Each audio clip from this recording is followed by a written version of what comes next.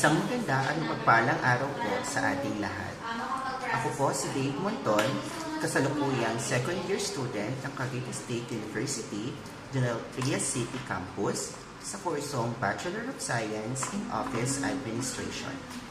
Ngayong araw na ito, ako po ay mag-uulat kasama ng aking mga kapangkat bilang 4 patungkol sa aming paksang mga babasahin hinggil sa kasaysayan ng Pilipinas.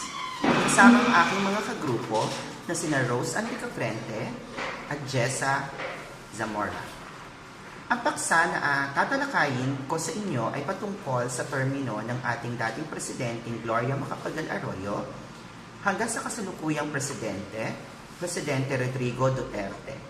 Kasama sa aking tatalakayin ay ang patungkol sa kasaysayan ng ating konstitusyon. Halina, tayo't magsimula. So, noong termino ni Presidente Gloria Macapagal Arroyo, siya ay nagkaroon ng termino mula taong 2000 hanggang 2010.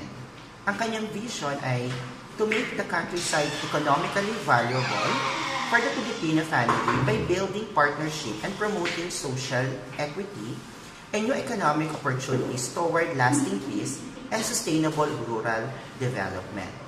So, ang mga project na ginawa ni Presidente Gloria Macapagal Arroyo during her administration is land tenure improvement, provision of support services, infrastructure projects, Kalahi R-Zone, and agrarian justice. So, after ni Pangulong Gloria Macapagal Arroyo, ang sumunod sa kanya ay si Presidente Benigno Aquino III. Siya ay nagkaroon ng termino mula taong 2010 hanggang 2016. So, ang kanyang objective during his term ay vow that would complete before the end of his term the Comprehensive Agrarian Reform Program or the CARP or CARP. The centerpiece program of the administration of his mother, President Corazon Aquino. So Aquino also distributed their family-owned Hacienda Luisita in Tarlac. So ang mga project naman na nagawa ni Presidente Benigno Aquino III during his administration ay ang Agrarian Reform Community Connectivity and Economic Support Services o ARCCESS project. Pangalawa is Agrarian Production Credit Program or APCP. Legal Case Monitoring System or ang LCMS, and also enacted Executive Order number 26 series of 2011. So, kasalukuyan naman ang ating presidente mula 2016 hanggang sa ngayon ay si Presidente Rodrigo Roa Duterte. So, Aggressive Land Reform Program ang kanyang first project. Also, Duterte plans to place almost all public lands including military services under agrarian reform. Under his administration, the DAR created an anti-corruption task force to investigate and handle reports on alleged anomalous activities by officials and employees of the department. So now, pupunta tayo sa Constitution. So, ano nga ba ang Constitution? So, according dito sa ating topic, ang Constitution daw ay a written instrument, a body of fundamental principle or established precedents according to which state or other organization is acknowledged to be governed, created for the benefit of the people. So, that is the most important purpose of the Constitution is to create, this Constitution is created for the benefits of the people. So, a good written Constitution may possess 3 characteristics. So, ano ba yung mga characteristic na dapat na pinopossess ng isang Constitution? So, a good Constitution should be first, brief, second, broad, and then third is definite. Okay. When we say brief, since it's outside the objective of the state, not on a limited scope, but in a measurable extent. So, maikli pero malaman, hindi kinakailangang sobrang haba ang nilalaman. Ang importante ay malaman ang konteksto. Also, Constitution also broad. When we say broad, kailangan sakop ang lahat at walang maiiwan.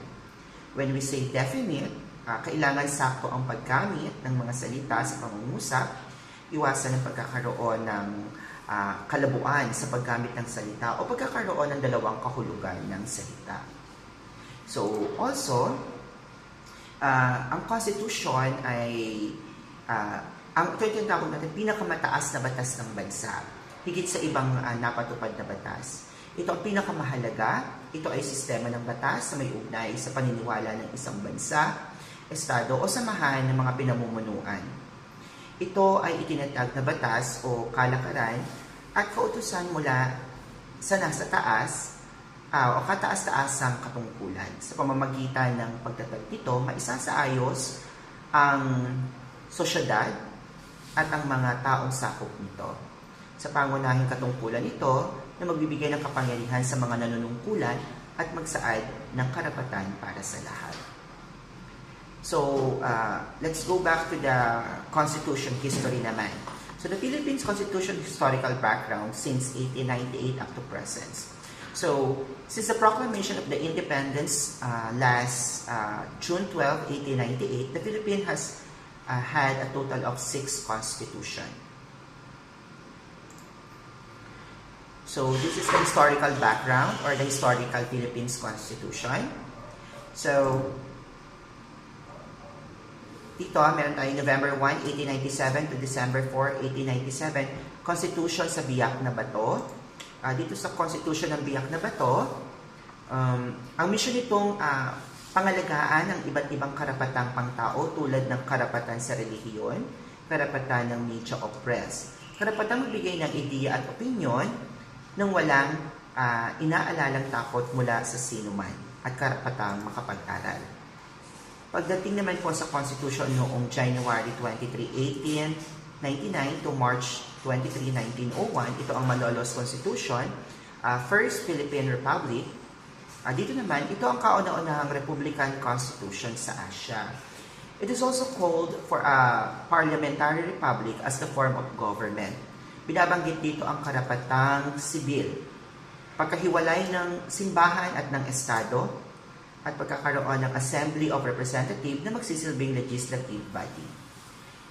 Yung Constitution naman noong December 10, 1898 to March 24, 1934, this is what we call Philippine Organic Act of 1902, Philippine Autonomy Act of 1916, at ang Tiding-Macdapi Act, which is the historical period is the American colonial period. So dito naman, ang organic law ay batas na bubuo sa pundasyon ng gobyerno, korporasyon, at ng iba pang body rules ng organisasyon. So yung pang-apat is yung tinatawag nating November 15, 1935 to July 4, 1946 Constitution. Yun yung Commonwealth of the Philippines, and also pinagsama siya na July 4, 1946 at January 16, 1973, the Third Republic, pero under siya ng 1935 Constitution. So, dito tayo pumunta ngayon sa Philippine Autonomy Act of 1916 o Jones Law. Binago ang batas na ito ang istruktura ng gobyerno ng Pilipinas. Tinanggal ang Komisyon ng Pilipinas bilang Legislative Upper House at pinalitan ito ng Senado na pinili ng mga Pilipinong botante. At dahil dito, naging kauna-unahang fully elected national legislative ang Pilipinas. Last 1935 Constitution naman, sinigurado ng Constitution na ito na ibigay ng Estados Unidos ang kalayaang hinihingi ng Pilipinas. Yung 1943 naman na Constitution ay under kay Jose P. Laurel, President of the Second Republic of the Philippines, addresses the National Assembly in what is now the old legislative building to approve the 1943 Constitution.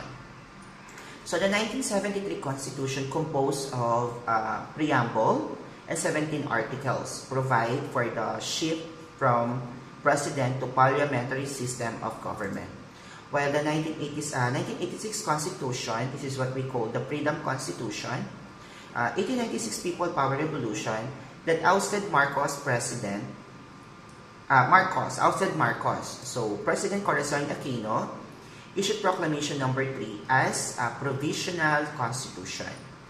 Binigyang kapangyarihan ng konstitusyon na ito na ang Pangulo ng Bansa na ayusin ang gobyerno at tanggalin ang mga opisyales na sangkot sa katiwalian ng bansa. So, until now, dito sa Philippines, ang pinapatupad ng Constitution ay tinatawag nating 1896 Freedom Constitution.